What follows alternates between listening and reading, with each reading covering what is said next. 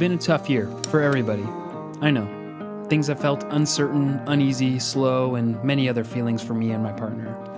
We spent more time together this past year than ever, and it hasn't always been easy. In many ways, we're lucky though. We get to make coffee every morning, dinner every night. We binge Netflix, work on puzzles, drink good beer, and tend to our small garden.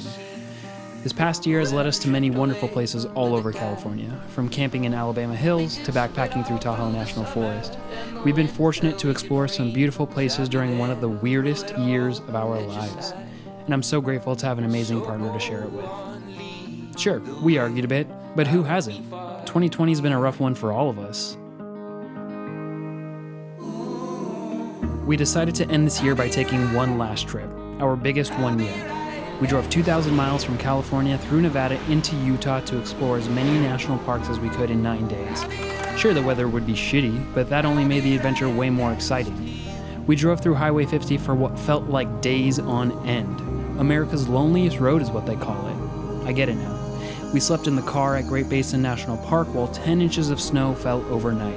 We woke up to a winter wonderland filled with animal tracks. We also woke up to my mom's homemade breakfast burritos and warm coffee. Zion National Park was next. Seeing those red mountains covered in snow made everything worth it. Nothing gets me like moody weather. We hiked through slot canyons, photographed some bighorn sheep, and searched for hidden waterfalls. Our trip was about halfway over, and we felt like hitting the road again.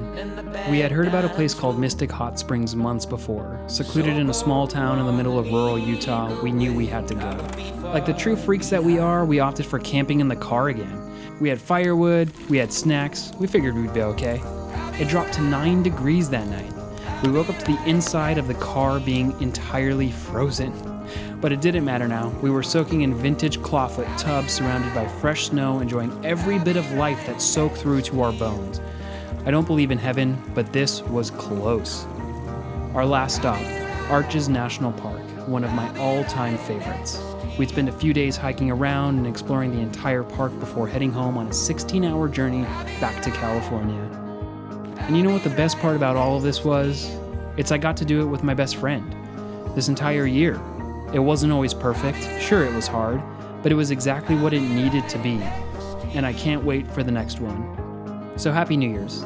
I'll be sitting in the car. I'll be at the campground. I'll be at the hot spring. I'll be wherever you are, right next to you.